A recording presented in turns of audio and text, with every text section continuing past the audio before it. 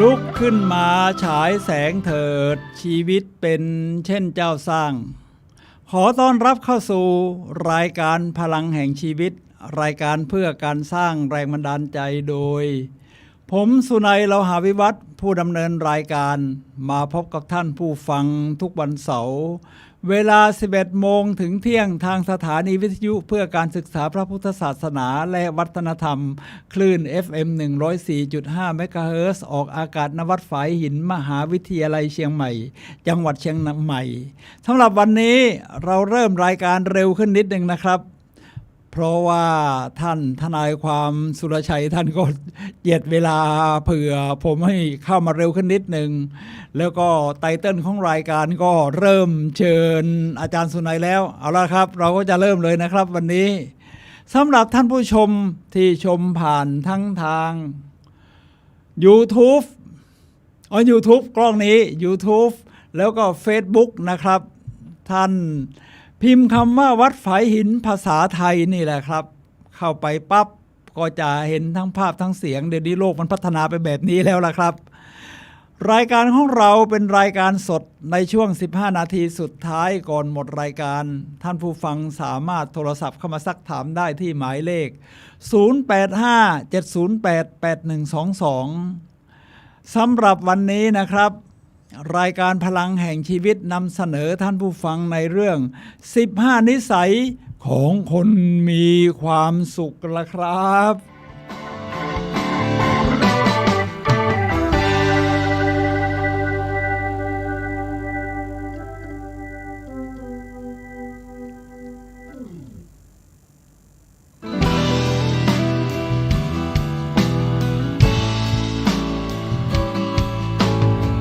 ท่านผู้ฟังครับ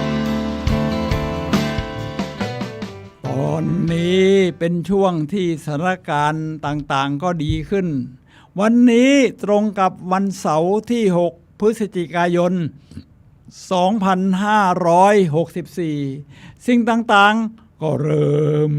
ดีขึ้นนะครับท่านผู้ฟังครับอากาศก็เริ่มหนาวลงแล้วล่ะตอนนี้ที่บ้านผมตั้งอยู่ที่ตำบลหนองควายอำเภอหางดงจังหวัดเชียงใหม่วัดอุณหภูมิในห้องน้ำมีประหลอดอยู่27องศาโอ้โหเรียกว่าเย็นกว่าปกตินะครับเมื่อเช้านี้ต้องเอาเสื้อแขนยาวมาใส่แต่ตอนนี้ก็อุ่นขึ้นนิดนึงแต่ว่าเข้ามาในห้องแอร์นี่อากาศยิ่งยอดเยี่ยมครับเพราะว่าห้องนี้ก็เปิดแอร์ตลอดก็กระดุมคอซะหน่อยนะครับเขาตั้งไว้ที่23องศาท่านผู้ฟังครับ15นิสัยของคนที่มีความสุขเราจะเห็นผมเห็นโฆษณาแห่งหนึ่งครับท่านผู้ฟังครับเขาบอกว่าพนักงานต้อนรับของเราจะทำให้ท่านมีความสุขเพราะเราเรียกว่าไม่ได้รับพนักงานแล้วก็เทรนให้เขามีความสุขนะหรือทำให้ลูกค้ามีความสุขแต่ว่าเรารับพนักงานที่เขามีนิสัยที่มีความสุขนะพอเขามีนิสัยที่มีความสุขเขาก็จะแบ่งปันความสุขให้กับลูกค้าผู้มาใช้บริการนี่เลยครับทีนี้มันเป็นนิสัยเลยนะครับท่านผู้ฟังครับและเราจะต้องสร้างขึ้นด้วยเพราะสิ่งต่างๆจะกลายเป็นนิสัยได้นี่ต้อง30 times make a habit ก็คือ30ครั้งจึงจะกลายเป็นนิสัยที่ฝังลึกเข้าไปฉะนั้น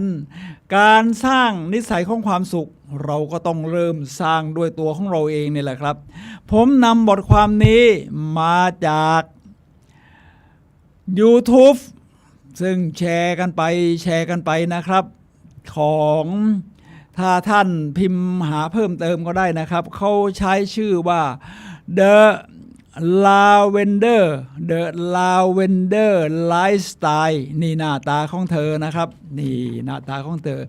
The Lavender Lifestyle พูดภาษาอังกฤษไม่มีซับไตเติลก็อาจจะต้องลำบากนิดนึง แต่ว่าฟังมานานๆเดี๋ยวก็คุ้นเคยว่าเธอใช้สไตล์ชีวิตเป็นอย่างไรเธอใช้สไตล์ชีวิตแต่ละวันในอย่างมีความสุขเลยนะครับท่านผู้ฟังครับแล้วก็มีแผนสำหรับการที่จะสร้างในแต่ละเดือนว่าจะทำอย่างไรผมเข้าไปดูเมื่อเช้านี้แผนเดือนพฤศจิกายนเธอก็ทำออกมาแล้วถ้าท่านจะเรียกว่าโมเดลลิ่งเรียนแบบนี่นะครับท่านก็สามารถทำได้ครับก็เข้าไปดูว่าเธอใช้ชีวิตอย่างไรที่จะมีความสุขเธอเขียนเรื่องนี้ขึ้นมานี่นะครับซึ่งจะมีอยู่15ข้อซึ่งผมอ่านแล้วมันปิ๊งเลยนะครับโอ้นี่ใช่เดี๋ยวเราอาจจะมีอยู่บ้างแล้วบางส่วนแต่ว่าอย่างไรก็ตามเดี๋ยวเราบางส่วนเราก็ยังอ่อนอยู่หรือไม่ถนัดเราก็ต้องพัฒนาให้มันกลายเป็นนิสัยเดี๋ยวจะบอกคลุมไปก่อนนะครับว่า15นิสัยนี้นี่มีอะไรบ้างคร่าวๆแล้วก็ค่อยลงรายละเอียดกันครับท่านผู้ฟังครับ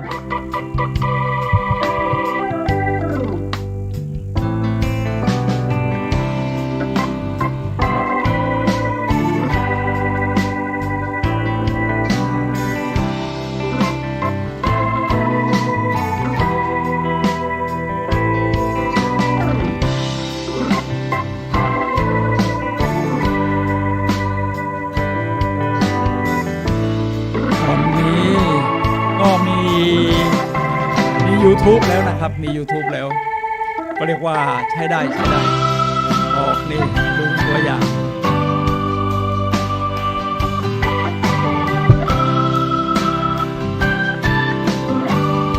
ท่านผู้ฟังครับเดี๋ยวเราจะลงรายละเอียดกันนะครับท่านผู้ฟังครับ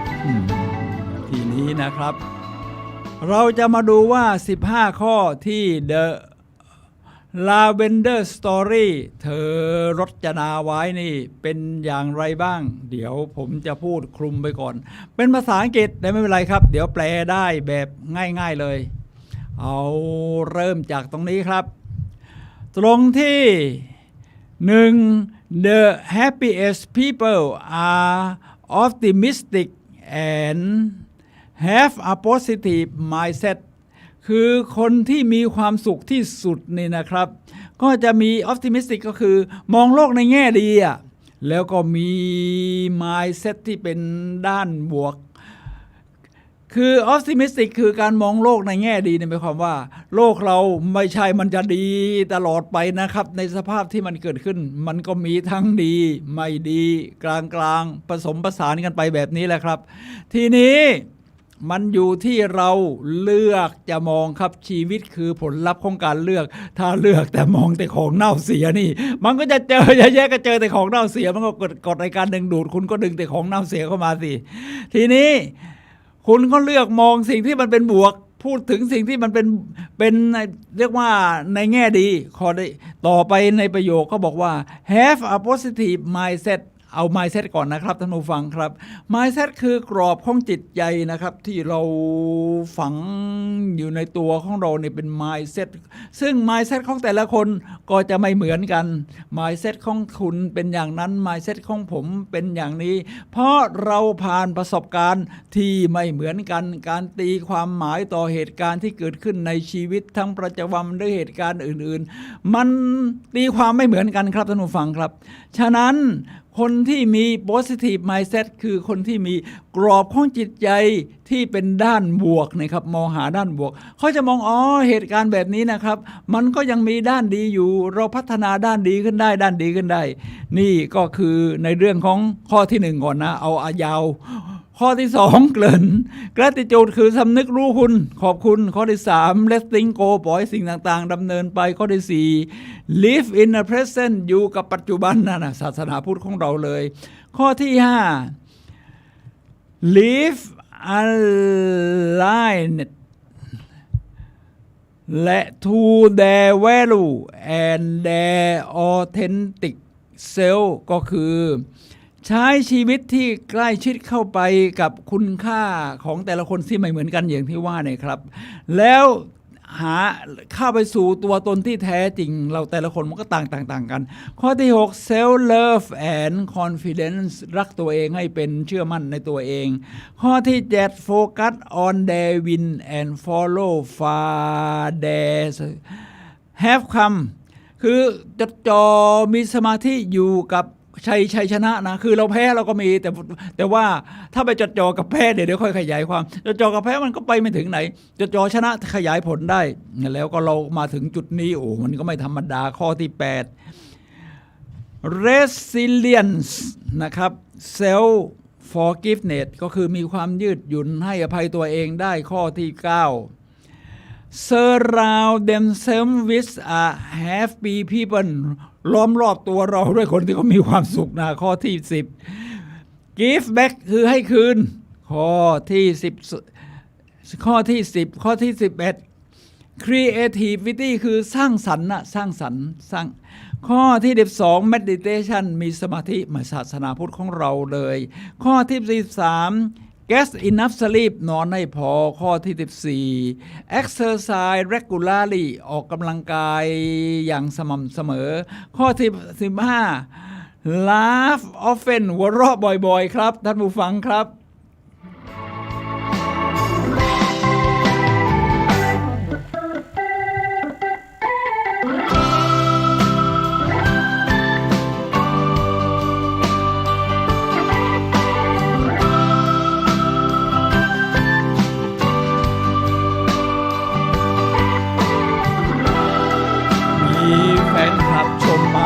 บอกว่าเยี่ยมทั้งภาพเสียงค่ะนี่เยี่ยมทั้งภาพเสียงค่ะก็เรียกว่าขอบพระคุณพระครูสมุวิศวัตรผู้อำนวยการสถานีวิทยุ FM 104.5 เมกะเฮิรตซ์จังหวัดเชียงใหม่นะครับนี่เป็นความยอดเยี่ยมที่แบ่งปันกันเดี๋ยวนี้สื่อมก็กระจายนอกจากดูกันที่จังหวัดไหนก็ได้ดูกันโลกดูกันทั้งโลกดูกันที่มี Wi-Fi ก็ดูได้หมดเอาละครับเดี๋ยวเราจะลงรายละเอียดนะครับในเรื่อง15นิสัยของคนมีความสุขนะครับว่ารายละเอียดเป็นอย่างไรเราจะเริ่มกันที่ข้อแรกนะครับ The happiest people are optimistic and have a positive mindset อธิบายคร่าวๆไปแล้วนะครับคือมองโลกในแง่ดีโลกมันมีทั้งดีไม่ดีกลางๆมองโลกในแง่ดีมันถึงจะมีความสุขแต่มองโลกในแง่ร้ายมันก็หวาดระแวงเครียดแล้วก็ mindset กรอบของจิตใจนี่ positive mindset ก็คือกรอบของจิตใจที่มองในแง่บวกผมสรุปมาคร่าวๆเลยนะครับว่า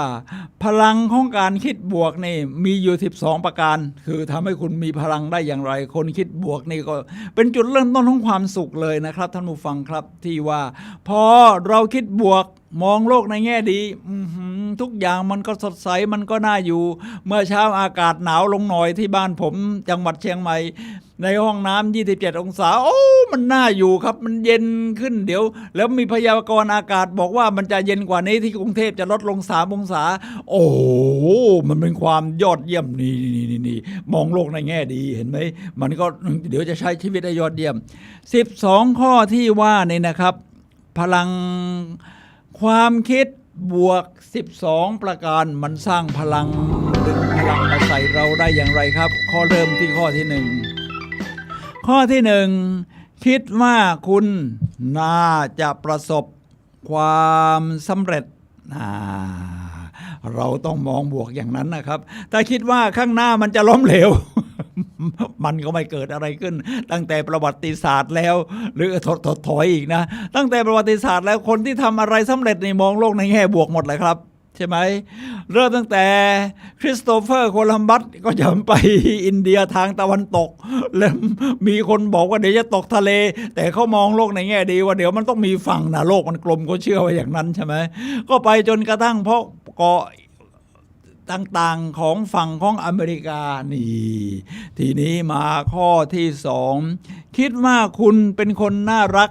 เราก็จะทำตัวน่ารักนะแต่คิดว่าตรงข้ามพลังลบฉันเป็นคนน่าเกลียดไม่ไปไหนก็พอยปิดหน้ามันดึงพลังที่ยอดเยี่ยมในตัวเราออกไปเราต้องสร้างพลังฉันเป็นคนน่ารักนะไม่ว่าคุณจะมีผิวสียังไงรูปร่างหน้าตายังไงตอนนี้เนี่ยคิดว่าน่ารักไว้ก่อนฉันเป็นคนน่ารักแล้วคุณอย่างน้อยเนี่ยถึงเกิดมาไม่มีต้นทุนมาดีเช่นหน้าตาดีรูปรอสวยงามรูปร่างผิวพรรณดีก็ตามนะครับ ผมเห็นคนที่ดูแล้วถ้าเขาทำหน้าเฉยๆนะมันก็ไม่ได้น่ารักอะไรเลยเฉยเผยตรงข้ามแต่ว่าบางคนไม่ได้มีลักษณะอย่างที่ว่าแต่มันดูดีนะมันดูดีอย่างดาราภาพยนตร์หลายคนที่เป็นชาวผิวสีโอ้โหเวลาแสดงหนังนี่มันดูดีนะครับเพราะก็ต้องคิดว่าเขาเป็นคนน่ารักแหละเขาถึงทำท่าแบบนั้นได้รวมทั้งสีหน้าข้อที่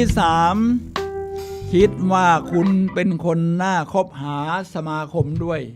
ท่านผู้ฟังครับมนุษย์นี่เป็นสัตว์สังคมนะไม่มีใครที่จะว่าอยู่คนเดียวโดยไม่สัมพันธ์กับคนอื่นไม่ว่าคุณจะปลีกวิเวกยังไงคุณก็คงไม่ได้ปลูกข้าวเองไม่ได้หาปลาเองตลอดคุณก็ต้องสัมพันธ์กับคนอื่นทั้งทางตรงทางอ้อมนี่แหละครับท่านผู้ฟังครับฉะนั้นคุณเพิ่มแง่บวกเข้าไปว่าคิดว่าคุณเป็นคนน่าคบหาสมาคมนี่ข้อที่3คุณก็จะสร้างมิตรสร้างบรรยากาศไปเรื่อยๆเจอใครก็ยิ้มแย้มแจ่มใสผมมาซื้อผักที่ทุกวันเสาร์เนี่ยเช้าก่อนมาสถานีวิทยุนี่นะครับที่ตลาดนัดมาเป็นตลาดนัดนะหน้าคณะเกษตรของมหาวิทยาลัยเชียงใหม่ฉะนั้นผมก็คิดว่าผมเป็นคนน่าคบผมก็ซื้ออยู่ 2-3 ร้านซึ่งเป็นชาวบ้านก็มีที่ปักหลักขายอยู่ก็มีก็ดูว่าเข้าไปทักทายเขาก็แนะนำอย่างโน้นอย่างนี้เราก็เพราะเราคิดว่าเราเป็นคนน่าคบเราก็สามารถสื่อสารกับเขาได้นี่แหละครับท่านผู้ฟังครับทีนี้ข้อที่4คิดว่าคุณเป็นคนน่าสนใจคุณก็สร้างจุดเด่นขึ้นมาได้ฉันน่าสนใจนะถ้าคิดว่าฉันไปไหนไม่น่าสนใจคุณก็หดมันขยายสิครับขยายชีวิตที่เติบโตมันต้องขยายประมาณนี้ฉะนั้นเราขยายได้ครับเราเป็นคนน่าสนใจคุณก็จะเดินดูดีมีสหาเก่งเกรงกล้ามเนื้อท้องเอาไว้แล้วก็ยืดอกมันก็เดินมันก็ดูน่าสนใจจริงไหมครับท่านผู้ฟังครับข้อที่5คิดว่าคุณเป็นคนชอบช่วยเหลือคนอื่นคุณคิดก่อนนะการกระทำทุกอย่างของทุกคนเนี่ยนะครับมันจะเกิดขึ้น2 ครั้งมันจะเกิดขึ้นในใจของเราก่อนแล้วการกระทำจริงจะเกิดขึ้นท่านผู้ฟังครับคิดก่อนเราเป็นคนชอบช่วยเหลือคนอื่นพอคิดปั๊บมันก็อยากจะช่วยครับกุญแจรถเขาหล่นคุณก็ช่วยบอกนี่กุญแจรถหล่นนะครับถ้าดีเขาเดินไปไกลแล้วตะโกนเรียกไม่ทันคุณก็ถ้ามีกำลังเราอยากช่วยเหลือนี่เราก็หยิบกุญแจวิ่งตามไปเลยก็ได้นี่มันประมาณนี้นะครับท่านผู้ฟังครับข้อที่6คิดว่าคุณเป็นคนกว้างขวางคุณก็ทำตัวกว้างขวางไม่งั้นคอยเก็บตัวปิดเงียบตอนนี้ฉีดวัคซีนกันไป2 เข็มเรียกว่า 60-70% แล้วทั่วประเทศตอนนี้เปิดให้เข้าไปฉีดวัคซีนนี่เรียกว่าไม่ต้องลงทะเบียน walk in ได้เลยถ้าเป็นวัคซีนยี่ห้อยอดเยี่ยมทั้งนั้น Astra Pfizer ประมาณนี้นะครับเดินเข้าไปเลยในเชียงใหม่เปิดเป็น 7-8 จุดที่แอร์พอร์ตพลาซ่านี่ก็วันละพันโดสว่างั้นนะวันละ1,000 โดสท่านผู้ฟังครับพอเราคิดว่าเราเป็นคนกว้างขวางเนี่ยนะครับมันก็สามารถสื่อสังคมได้ผมคิดว่าผมเป็นดีเจรายการของผมก็มีคนดูมากประมาณนั้นเผยแพร่ไปเป็นวิทยากรสร้างแรงบันดาลใจเดินทางบรรยายมาแล้วทั่วประเทศไทยมันก็เรียกว่ากว้างขวางมีรู้จักคนที่มาอบรมกับผมก็เยอะนะเราคิดอย่างนั้นเราทำให้เรามีขยายตัวข้อที่7คิดว่าคุณเป็นคนมีระเบียบดูแลตัวเองได้ผมว่าข้อนี้สำคัญมากๆครับ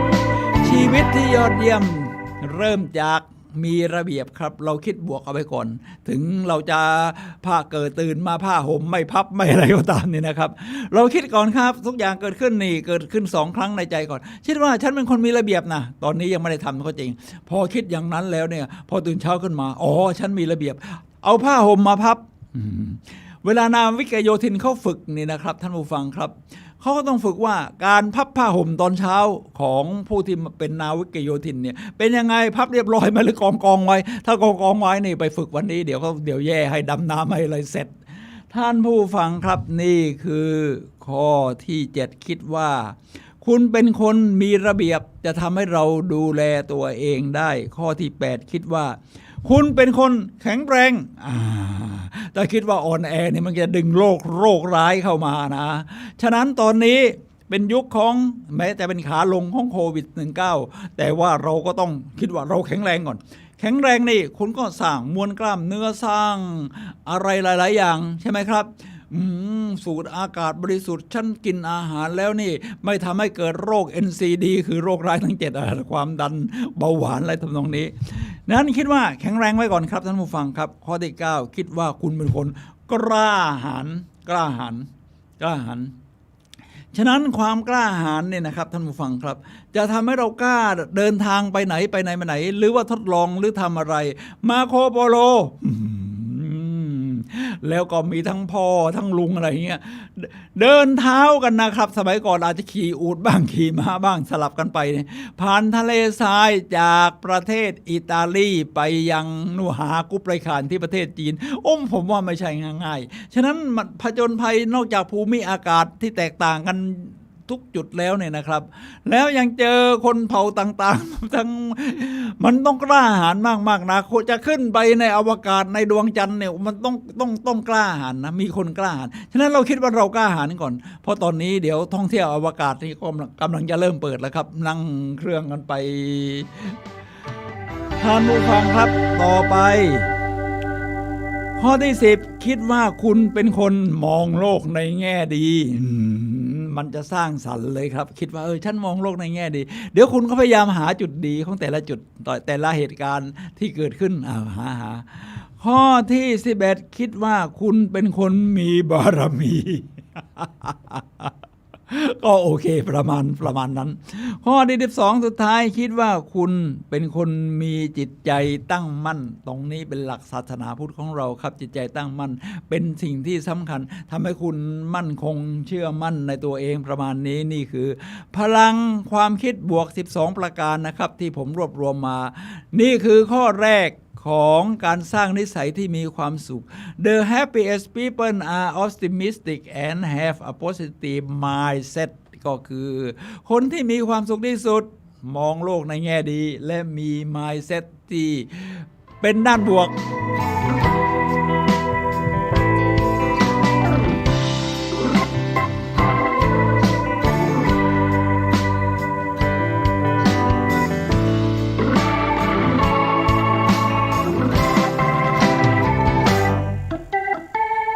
ฟังครับเดี๋ยวผมยกตัวอย่างภาพยนตร์นี้ในประกอบกับข้อที่1นิดหนึ่งนะครับภาพยนตร์นะครับก็คือ anger management นะครับคือผู้จัดการด้านความโกรธนะครับเป็นเรื่องของชายหนุ่มที่ขี้โกรธนะแล้วก็จะพอทำผิดแล้วทำร้ายแอร์โฮสเตสในเครื่องบินทีนี้จะเอาเลือกในอเมริกาเขาจะให้เลือกได้จะติดคุกหรือว่าจะไปบำบัดโดยหมอโรคจิตที่ทางศาลจัดสรรไว้แล้วแน่นอนไปหาหมอโรคจิตน่าจะดีกว่าหมอโรคจิตเขาก็แนะนำสอนหลายอย่างมาถึงจุดหนึ่งก็บอกว่าไม่ว่าจะมองไปทางไหนจะมีอะไรให้มองอยู่เสมอไม่ใช่ไปไหนไม่เห็นมีอะไรไปเที่ยวไหนก็ไม่เห็นมีอะไรมันก็ไม่มีความสุขสิไปที่ไหนนี่มันมีไปที่ไหนไม่ว่าจะมองไปทางไหนจะมีอะไรให้มองเสมอก็เลือกมองในแง่บวกเลยประมาณนั้นแหละครับท่านผู้ฟังครับทีนี้มาถึงข้อที่2 gratitude ผมว่าแต่นี้เราจะมีความสุขได้เนี่ยเราต้องสำนึกรู้คุณนะครับท่านผู้ฟังครับมันไม่มีสิ่งต่างๆที่เราทำได้โดยตัวคนเดียวโดยไม่ต้องพึ่งใครฉะนั้นทั้งเหตุการณ์สิ่งที่คนอื่นทำให้สิ่งแวดล้อมอะไรที่ผ่านมาในชีวิตนี่ถ้าเราสำนึกรู้คุณนี่มันจะมีความสุขครับตรงนั้นเมื่อคืนฉันหลับสบายอากาศเย็นของการย่างก้าวของฤดูหนาวเข้ามามันโชยแบบอ่อนๆฉันขอบคุณฤดูกาลที่เปลี่ยนไปตามช่วงเวลาแม้แต่ฤดูกาลแบบนี้เรายังขอบคุณได้สำนึกรู้คุณนี่ผมยกตัวอย่างเลยนะครับท่านผู้ฟังครับมีสิ่งต่างๆที่เราจะขอบคุณได้มากมายมาเช้าก็ไปกินกาแฟมาที่ตรงร้านใกล้กับตลาดนัดมหาวิทยาลัยเกษตรศาสตร์มหาวิทยาลัยเชียงใหม่เนี่ยนะครับคณะเกษตรกาแฟเขาขมปีผมชอบอยู่แล้วสำนึกรู้คุณตอนนี้ครับเดี๋ยวจะได้กินกาแฟอร่อยอีก ดรโรเบิร์ตเอมมอนส์นะครับนักจิตวิทยาแห่งมหาวิทยาลัยแคลิฟอร์เนียเมืองเดวิดและไมเคิลแมคลัฟเดี๋ยวผมก่อนที่จะต่อเรื่องนี้นะให้ดูหน้าตาอยากจะให้ดูนะครับภาพยนตร์เรื่อง Anger Management นี่เป็นภาพยนตร์ที่ยอดเยี่ยมนะที่จะสร้างพลังบวกใน Anger Management นี่พระเอกนี่เราก็เรียกว่าคุ้นเคยกันนะทีนี้มาถึงงานวิจัยที่พูดถึงเมื่อสักครู่ก็คือดรโรเบิร์ตเอมมอนส์นักจิตวิทยาแห่งมหาวิทยาลัยแคลิฟอร์เนียเมืองเดวิสและดรไมเคิลแมคคัลลัฟแห่งมหาวิทยาลัยไมอามีที่อเมริกาพบข้อมูลระหว่างทำวิจัยสำนึกขอบคุณและระลึกคุณนะครับว่าคนที่บันทึกสำนึกขอบคุณเป็นประจำทุกสัปดาห์คือก็ถ้าไม่มีเวลาบันทึกจริงๆนะก่อนนอนเนี่ยก็สำนึกว่าโอ้วันนี้อะไรที่เราสำนึกรู้คุณได้นะที่มันเป็นพลังบวกไอ้ด้านลบไม่ต้องไปคิดถึงมันมาก มันก็มีอยู่แล้วล่ะแต่ว่าด้านบวกฉันนึกรู้คุณชีวิตของคุณก็จะในสมองมันก็จะคิดแต่สิ่งที่ยอดเยี่ยมมีความสุขแล้วพอตื่นเช้ากันมาโอ้วันนี้ฉันจะต้องเจอเหตุการณ์ดีๆแบบเมื่อวานหรือยอดเยี่ยมมากกว่านั้นอีกคุณก็จินตนาการไปนะครับ Life is only imagination ทีนี้ถ้าบันทึกทำให้คุณเขียนค่อยๆทบทวนเรื่องที่คุณสำนึกขอบคุณเป็นข้อจะทำให้มีพลังมากขึ้นในนี้บอกว่าถ้าคุณทำเป็นประจำทุกสัปดาห์นะคุณจะกลายเป็นคนที่มีปัญหาสุขภาพน้อยกว่าเพราะร่างกายนี่ถูกกำหนดโดยจิตใจอยู่แล้ว 2. มองโลกในแง่ดีกว่า 3. มีแนวโน้มที่จะบรรลุเป้าหมายได้มากกว่าเพราะว่ามันหาจุดบวกอยู่แล้วผู้ป่วยโรคประสาทร่วมกล้ามเนื้อที่เรียกว่า Neuromuscular ที่ฝึกสำนึกขอบคุณทุกวันจะหายเร็วกว่าในโรคกล้ามเนื้ออะไรทำนองนี้และมีอารมณ์เชิงบวกแรงกว่าอารมณ์เชิงบวกมันสร้างพลังมันทำให้หน้าเรายิ้มได้เพราะรู้สึกผูกพันกับคนอื่นมากกว่าไม่โดดเดี่ยวชีวิตนี่ยังมีเพื่อนอีกเยอะและรู้สึกดีต่อชีวิตมากกว่าพอสำนึกขอบคุณ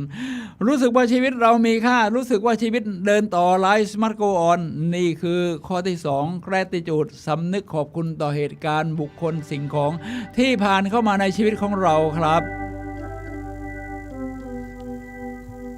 เดี๋ยวนะผมเห็นเสียงเพลงเงียบไปนะตอนนี้มาแล้วครับข้อที่ 3นิสัยของคนมีความสุขนะที่สุดก็คือ letting go ปล่อยให้สิ่งต่างๆดำเนินไปนะครับอย่างที่มันเป็นคุณไม่สามารถแก้ไขสิ่งต่างๆได้หมดทุกเรื่องจริงไหมครับปล่อยให้สิ่งต่างๆดำเนินไป control by not control คือควบคุมโดยไม่ต้องควบคุมนะและเป็นการใช้ความพยายามให้น้อยที่สุดซึ่งกูรูทั้งหลายก็พูดถึงเรื่องนี้ว่าคุณไม่ต้องไปเขี่ยวเก้นไม่ต้องคือปล่อยไปแล้วก็คุณก็ค่อยๆพัฒนาทีละขั้นทีละขั้น letting go ถ้ามีเหตุการณ์ที่ไม่ชอบใจมันจะสร้างพลังลบให้เรามากๆเราจะทำยังไงครับบอกว่าขอให้ข้ามีความอดทนต่อสิ่งที่ข้าเปลี่ยนแปลงไม่ได้ letting go ครับ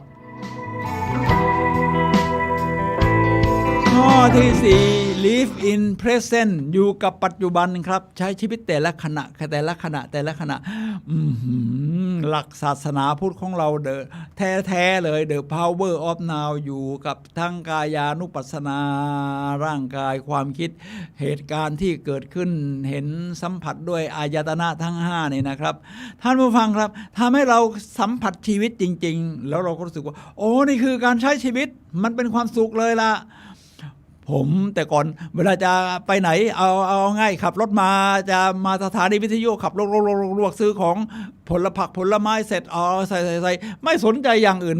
แม่ค้าหน้าตาเป็นยังไงยังไม่สังเกตเขาเลยมันไม่ได้อยู่กับชั่วขณะจริงๆเพราะมองไปคิดแต่เป้าหมายว่าจะมาให้ถึงสถานีวิทยุเร็วๆท่านผู้ฟังครับ แต่ละขณะที่ผ่านมาเข้าทุกขณะเนี่ยมันมีความหมายกับชีวิตเราลองสังเกตดูนะครับเห็นไหมโอ้คนที่ขายผักขายผลไม้ก็เรียกว่าเป็นชาวบ้านจริงๆก็มีนะครับนี่อย่างที่ผมไปซื้อนี่มาจากแม่แตงเลยนะครับเขามีสวนทั้งอะโวคาโดเดี๋ยวนี้เป็นผลไม้ที่ยอดเยี่ยมไขมันดีเขาก็แนะนำสิ่งต่างๆมากมายเราก็ได้เขาแบ่งปันความรู้ให้เราด้วยเรียกว่าอยู่แต่ละขณะจริงๆไม่ใช่ใจแต่ตังไม่ต้องอธิบายหรอกจะรีบไปใช้ชีวิตอยู่กับทุกขณะปัจจุบันครับท่านผู้ฟังครับข้อที่5ของคนที่มีนิสัยที่มีความสุขที่สุดเลยนะครับข้อที่5ก็คือ live aligned to their value and their authentic self ผมว่าข้อนี้ลึกซึ้งมากนะครับลึกซึ้งมากคือใช้ชีวิตให้ใกล้ชิดกับคุณค่าของเรานะครับแล้วก็กับตัวตนที่แท้จริงไม่ต้องมีหลายฉากเจอคนนี้ก็อีกฉากอันนี้ก็อีกฉากโอ้โหหน้าบ้านหลังบ้านไม่เหมือนกันมั่วตัวไปหมดโกหกอะไรไว้ตรงไหนบางทีมาว่าพูดอีกทีนึงไม่เหมือนเดิมชีวิตมันก็แปลกแยกไปหมดเลยครับฉะนั้นเราก็ต้องยอมรับตัวตนที่แท้จริงของเราเดี๋ยวผมจะข้อนี้ผมชอบมากนะครับให้ยอมรับเรียกว่ายอมรับตัวตนนะผมจะพูดถึงภาพยนตร์เรื่องหนึ่งที่สะท้อนเรื่องนี้เลยครับนี่ภาพยนตร์ที่ชื่อว่า The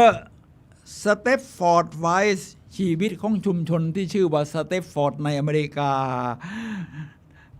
นำแสดงนางเอกนะครับเป็นนางเอกชื่อนิโคล คิดแมนดาราดังนี่หน้าตาของภาพยนตร์เรื่อง The Stepford Wives นะครับ The Stepford Wife ครับหน้าตาของภาพยนตร์เผื่อท่านต้องการต่อยอดในแนวนี้นะครับท่านผู้ฟังครับภาพยนตร์เรื่องนี้เนี่ยเรียกว่าในชุมชน The Stepford เนี่ยเขาต้องการสีภรรยาที่สมบูรณ์แบบ ต้องเนียบทำอาหารเก่งดูแลบ้านได้เนียบออกสังคมแต่งตัวได้ยอดเยี่ยมทีนี้ทุกคนก็ประดิษฐ์ประดอยมีทั้งหน้ากากหลังกากอะไร ประดิษฐ์กระดอยคือไม่ใช่แสดงตัวตนที่แท้จริงเนี่ยเวลาเข้าหากันมันอยู่รับหลังอาจจะดินทาก็ได้ประมาณนั้นนะครับทีนี้นางเอกก็บอกว่าฉันสร้างฉากแบบนี้ที่มันไม่ใช่ตัวตนของฉันน่ะแล้วเขาถามคำถามสำคัญ Who am I ฉันเป็นใครท่านผู้ฟังครับคำถามนี้นี่สำคัญมากเลย Who am I ฉันเป็นใครผมเป็นใครเราต้องเข้าใจตัวเองอย่างลึกซึ้งนะถึงจะตอบได้ว่าเราเป็นใครไม่ใช่สร้างตัวตนตามสิ่งที่คนนั้นอยากเห็นคนนี้อยากเห็นเราเป็นใครต้องสร้างสรรค์ในตัวเองทีนี้นางเอกของเราก็พูดอย่างนี้เลยว่าฉันเป็นพวกมีสติปัญญาและเป็นสุดยอดของสุดยอดประสบความสำเร็จหมดแต่ฉันไม่รู้ว่าฉันเป็นใคร ชีวิตมันจะมีความหมายยังไงเนี่ยฉะนั้นในหัวข้อที่5ที่เราพูดว่าให้อยู่ชิดกับคุณค่าของเราเองเราให้คุณค่ากับสิ่งไหนแล้วครับให้คุณค่ากับความซื่อสัตย์ให้คุณค่ากับการตรงต่อเวลาให้คุณค่ากับการทำตัวให้เป็นประโยชน์ให้คุณค่ากับการใช้ชีวิตที่ยอดเยี่ยมอย่างผมนี่ให้คุณค่ากับการสร้างเรื่องราวชีวิตที่ยอดเยี่ยมผมก็ใช้ชีวิตอย่างยอดเยี่ยมในสไตล์ของผมนะอาจจะไม่ต้องเหมือนใครไม่ต้องไปเอาใจคนนั้นว่าอย่างนั้นคนนั้นเนี่ยเขาบอกอย่างนั้นมาถึงจะยอดเยี่ยมมันยอดเยี่ยมของแต่ละคนไม่เหมือนกันครับท่านผู้ฟังครับฉะนั้นสร้างคุณค่าที่เป็นสไตล์ของเราเองคุณค่าแต่ละคนนี่ไม่เหมือนกันเวลาเราจะแต่งตัวก็ไม่ต้องไปเอาใจใครทั้งสิ้นนะครับไม่ว่าคนรอบข้างหรือว่าสังคมว่าเขาอยากจะเห็นนายสุนัยแต่งตัวแบบนี้ผมก็แต่งตัวตามเนี่ยมาเป็นดีเจวันนี้เสื้อยืดสีม่วงเมื่อเช้ามันเกิดหนาวขึ้นมาเวลาจะออกจากบ้านก็ถือเสื้อยืดแขนยาวที่ไม่ได้เตรียมเอามาสำหรับที่จะโชว์ใครเราเอาใส่มาก่อนแต่พอมาถึงสถานีวิทยุมันเกิดอุ่นขึ้นมาหน่อยก็ถอดออกก็ได้ก็จะเห็นเสื้อที่เราใส่ว่าเราเลือกแล้วมันภูมิใจนะสีม่วงตัวนี้ผ้าดีด้วยและทีนี้ในนี้บอกว่า their authentic self กับตัวตนที่แท้จริงของเราตัวตนของเราเนี่ยก็เหมือนการเวลาหรือไทม์ไลน์ในชีวิตของเราที่ผ่านมามันมีทั้งอดีตปัจจุบันและอนาคตบางคนนี่ปิดบังอดีตจริงๆนะครับท่านผู้ฟังครับปิดบังอดีตไม่กล้าบอกเลยว่าอดีตฉันเคยเป็นยังไงฉันเคยยอดเยี่ยมฉันเคยย่ำยอดแย่อะไรมายังไงมันเปิดเผยได้อย่างชีวิตของหลายๆคนที่ยอดเยี่ยมเนี่ยครับไม่ว่าจะเป็นโอปราห์วินฟรีพิธีกรที่โด่งดังที่สุดในโลกยอดเรตติ้งสูงสุดในโลกโอ้ชีวิตในวัยรุ่นของเธอเนี่ยก็ยอดแย่เกือบจะเข้าเรียกว่าที่คุมขังเยาวชนก็หลายครั้งอะไรประมาณนี้นะครับท่านผู้ฟังแต่ว่าเราพัฒนาตัวเองขึ้นมาแต่และที่ขอบอกว่าอดีตไม่เท่าอนาคตครับท่านผู้ฟังครับไม่ว่าจะยอดเยี่ยมขนาดไหนยอดแย่ขนาดไหนในอดีตที่ผ่านมามันมาถึงปัจจุบันเราก็จะต้องเดินหน้าต่อไปชีวิตมันยังไม่จบสิ้นก็เดินหน้ากันต่อไปครับเราก็ต้องว่าฉันกล้าเปิดเผยฉันเดินหน้าฉันใช้สไตล์ที่เป็นคุณค่าที่ฉันเลือกนี่แหละครับท่านผู้ฟังครับไม่ต้องหลายฉากเดียวช่างชีวิตที่ยอดเยี่ยมอยู่กับตัวตนที่แท้จริงของเราในข้อที่5ครับถ้าคุณไปสร้างหลายฉากมันความสุขจะเกิดขึ้นได้ไงตัวชีวิตทั้งชีวิตขึ้นอยู่กับคนอื่นหมด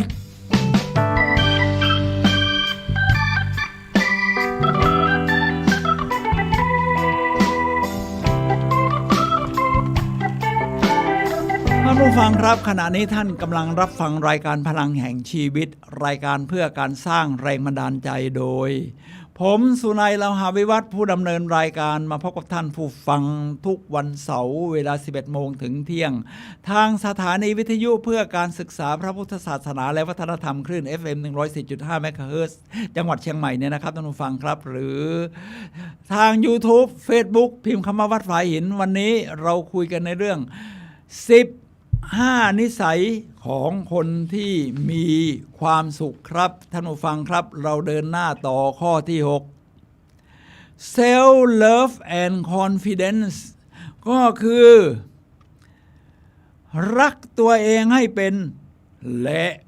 มีความเชื่อมั่นในตัวเองมันเป็นเรื่องใหญ่นะครับท่านผู้ฟังครับถ้ารักตัวเองไม่เป็นเนี่ยมันจะหาความสุขตรงไหนงงมากเลยแล้วรักตัวเองไม่เป็นเนี่ยมันรักคนอื่นไม่เป็นเหมือนกันนะก็รักแบบไอเหมือนกับที่คนเขา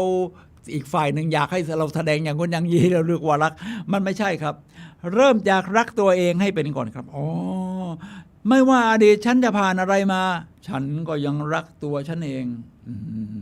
อดีตไม่เท่าอนาคตแต่ว่าบางทีมันก็ฝังอยู่ในสมองในจิตใต้สำนึกนะมันก็เราก็คุ้นคิดเราก็ต้องตีความตามหลักของ NLP Neuro Linguistic Programming ภาษาที่โปรแกรมจิตประสาทเราก็รีเฟรมมันเสียใหม่เช่นประสบการณ์ที่ดีทำให้ฉันเข้มแข็งแล้วประสบการณ์ที่ไม่ดีล่ะประสบการณ์ที่ไม่ดีทำให้ฉันเข้มแข็งยิ่งขึ้นเราก็ตีความไปอย่างนั้นนะครับท่านผู้ฟังครับทำให้รู้สึกเราเกิดความเชื่อมั่นถึงฉันผ่านประสบการณ์อย่างไรก็ตามทั้งดีไม่ดีฉันก็เชื่อมั่นตัวเองแล้วก็รักตัวเองได้ทีนี้จะหัดรักตัวเองมันก็ต้องมีขั้นตอนนี่นะครับท่านผู้ฟังครับหัดรักตัวเองด้วย6ขั้นตอนอันดับแรกครับ1ยอมรับตัวเองในแบบที่เป็นอยู่ไม่ใช่ฉันเกลียดตัวเองสภาพอย่างนี้มันแย่ละมอนะรักในแบบที่เราเป็นอยู่ก่อนครับตอนนี้เราประมาณนี้แล้วนะเนี่ยอายุประมาณนี้เราก็ต้องยอมรับนะครับประมาณนี้แล้วเราจะทำให้มันดีขึ้นได้ยังไงเดี๋ยวจะมีขั้นตอนต่อไปยอมรับในแบบที่เป็นอยู่ก่อนฉันหน้าตาอย่างนี้ฉันอายุมากแล้วเหี่ยวย่นแล้วไม่ได้หล่อเหลาเหมือนสมัยหนุ่มๆฉันก็ต้องพัฒนาตัวเองเอาใหม่เช่นหัดยิ้มมากขึ้นประมาณนี้ข้อที่2หัดรับคำชมและชมเคยผู้อื่นเวลาคนชมมาเนี่ยครับเธอดูสวยจังเลยไม่เราตะโพกฉันใหญ่จะตาย เขาชมอาจจะชมตรงอื่นไม่ได้ชมตะโพกคุณสวยเพราะตะโพกคุณใหญ่คุณก็รู้อยู่แล้วคุณยอมรับตัวเองว่าตะโพกใหญ่ทีนี้คุณก็ไปกินอาหารที่ดีๆไปออกกำลังกายส่วนให้มันลดไขมันก็ได้ ยอมรับคำชมเชยก็ชมมาเธอดูสวยจังเลยเราก็ยืดซะหน่อยขอบคุณมากๆถ้าเป็นเพื่อนสนิทกันเธอเป็นคนตาแหลมประมาณนี้และชมเชยคนอื่นเมื่อเรายอมรับคำชมเชยจากผู้อื่นเราก็หัดชมเชยคนอื่นครับการหัดชมเชยคนอื่นเป็นการมองโลกในแง่บวกอยู่แล้วคือเขาอาจจะไม่ได้เพอร์เฟกต์เป็นมิสเตอร์เพอร์เฟกต์อะไรทำนองนี้นะแต่เราก็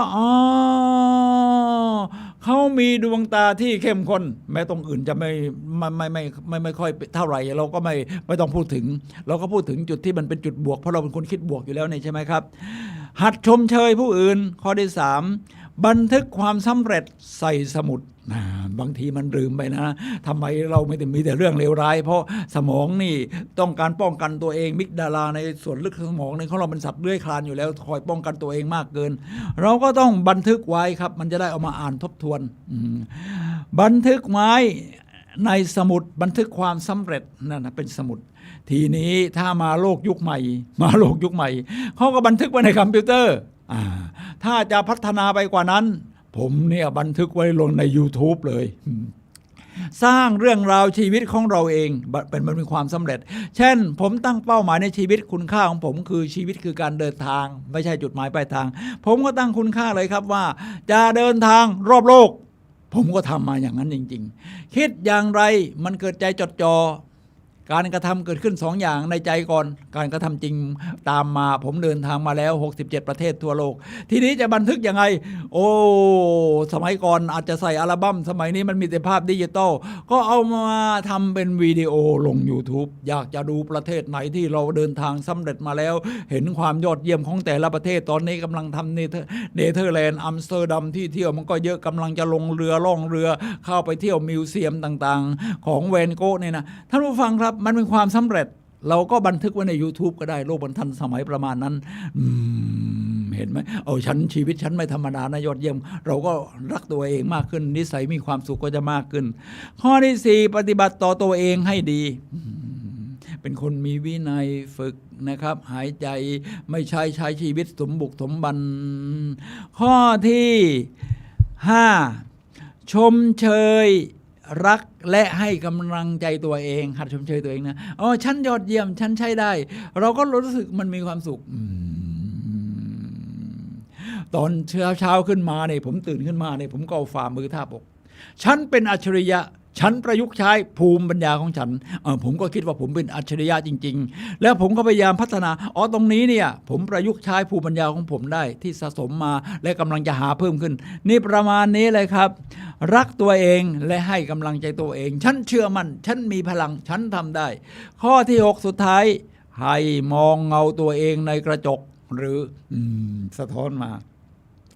แล้วพูดซ้ำๆว่าฉันรักเธอฉันรักเธอประมาณนี้ความรักตัวเองเซลฟ์เลิฟก็จะเกิดขึ้นความเชื่อมั่นในตัวเองก็จะเพิ่มขึ้นนิสัยของการมีความสุขเริ่มจากจุดนี้ได้อย่างมหาศาลท่านผู้ฟังครับท่านผู้ฟังครับทีนี้มาถึงข้อที่7นะครับข้อที่7ก็คือ Focus on their win and how far they come ลองคิดดูสิครับจดจ่อมีสมาธิอยู่กับชัยชนะชีวิตเรานี่ไม่ได้ชนะมาตลอดทุกเรื่องทุกสถานการณ์กูรูผู้ประสบความสำเร็จทั้งหลายไม่มีใครไม่เคยล้มรวมทั้งโทมัสเอดิสันประดิษฐ์หลอดไฟนี่ล้มเหลวมาตั้ง 8,000 ครั้ง แต่เขาไม่ได้โฟกัสไอ้ที่ล้มเหลวนะฉันแย่ตรงไหนมันที่เป็นความยอดเยี่ยมทำสำเร็จแม้เพียงเล็กน้อยเนี่ยนะครับเราก็ไปโฟกัสตรงนั้นเลยให้รางวัลตัวเองได้โกเยสเนี่ยครับโฟกัสไปที่ชัยชนะของเราผมเป็นเพิ่งหัดวิ่งตอนอายุมากแล้วเนี่ยนะครับโอ้โหตอนแรกๆวิ่งไม่ได้เลยครับกิโลเดียวนี่ยังแย่เลยโอ้โหหัวใจมันเต้นไปที่โซน5เลยแต่ตอนนี้วิ่งได้5กิโล6กิโลแม้กระทั่ง7กิโลแม้กระทั่งไปวิ่งมินิมาราธอน10กิโลเมตรก็ยังพอไหวอยู่ก็ตรงไหนที่มันโอ้โหหัวใจเต้นโซน5มันพีคสุดแล้วเนี่ยนะครับเราก็ ผ่อนคลายเดินก็ได้นี่เวลาไปวิ่งมาราธอนหรือมินิมาราธอนคุณไม่จำเป็นต้องวิ่งตลอดเวลาเนี่ยเอาตามกำลังเอาตรงนี้วิ่งพอหัวใจมันเต้นเร็วมากเกินแล้วก็เดินให้มันช้าให้หัวใจผ่อนคลายเดี๋ยวค่อยวิ่งใหม่นี่แหละครับโฟกัสไปที่ชัยชนะครับท่านผู้ฟังครับแอนโทนีโรบินเนี่ยเขาไปเป็นโค้ชด้านสร้างแรงบันดาลใจแล้วก็โค้ชให้คนเปลี่ยนสไตล์ใช้ชีวิตที่ยอดเยี่ยมเขาเป็นโค้ชให้นักกีฬาด้วยนักกีฬากระโดดสูงนะครับมาเชิญเขาเป็นโค้ชทีนี้เขาก็ให้นักกีฬากระโดดสูงในวิ่งดูพอกระโดดข้ามปั๊บขาไปเกี่ยวเอาไม้หล่นเขาก็เขกหัวตัวเอง ทำไมมันเองซวยอย่างนี้วะทำไมมันเองซวยอย่างนี้วะท่านผู้ฟังครับแอนโทนีโรบินก็บอกว่าถ้าคุณยังทำพฤติกรรมแบบนี้ผมจะไม่เป็นโค้ชให้คุณฉะนั้นคุณไปเปลี่ยนคำพูดใหม่ว่าไม่เป็นไรว่าไม่เป็นไรเดี๋ยวเอาใหม่หลังจากนั้นเขาเปลี่ยนคำพูดมันก็พัฒนาขึ้นได้เรื่อยๆครับท่านผู้ฟังครับนี่แหละครับโฟกัสไปที่ชัยชนะพอเขาข้ามได้โอ้ยอดไปเลยแล้วเขามาถึงจุดนี้ได้อย่างไรนะแต่ละคนมันก็ก้าวหน้าไปเรื่อยๆเดี๋ยวเราจะมาถึงข้อที่8นะครับท่านผู้ฟังครับท่านผู้ฟังครับขณะนี้ท่านกำลังรับฟังรายการพลังแห่งชีวิตรายการเพื่อการสร้างแรงบันดาลใจเนี่ยนะครับเราคุยกันในเรื่อง15นิสัยของคนที่มีความสุขที่สุดนี่ท่านผู้ฟังสามารถโทรศัพท์เข้ามาซักถามในเรื่องนี้ได้นะครับที่หมายเลข0857088122 0857088122ครับ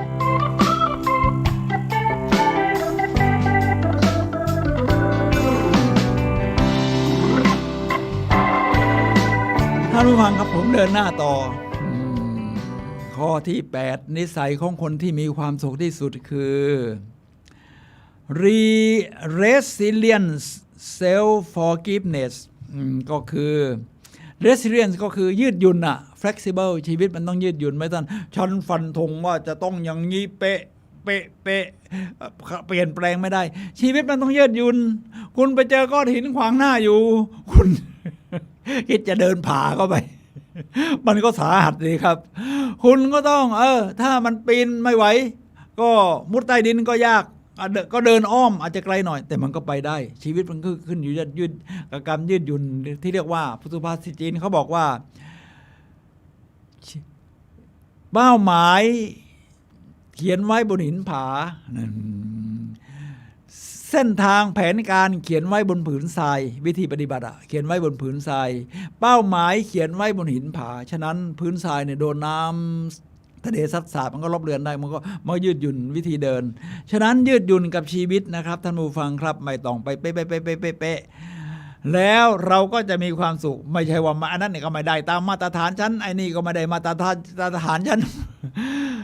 self forgiveness แล้วเมื่อยืดหยุ่นแล้วนะครับแหมมันไม่ได้ตามมาตรฐานที่กำหนดไว้ยืดหยุ่นแล้วนะครับก็รู้สึกเสียใจตัวเองฉันไม่รักษามาตรฐานมันต้องรู้จักให้อภัยตัวเองได้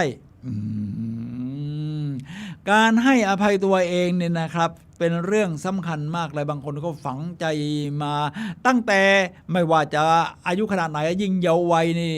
โอ้โหความฝังใจที่เราเรียกว่า impression 0 ถึง 7 ขวบเนี่ยโอ้มันฝังแน่นมันเอาไม่ออกเพราะตอนนั้นเราจะเป็นผ้าขาวสะอาดกันกรองอะไรก็ไม่ได้อะไรเข้ามาก็รับไว้หมดเราก็จะต้องหัดให้อภัยนะครับเพราะเหตุการณ์ที่ดีก็มีเหตุการณ์ที่ไม่ดีก็มีถ้าไม่ดีมันผุดขึ้นมาเรื่อยเพราะว่าเรายังไม่ได้ฝึกพลังคิดบวกไอ้คิดลบมันก็โผล่ขึ้นมาเรื่อยจากจิตใต้สำนึกนะครับท่านผู้ฟังครับ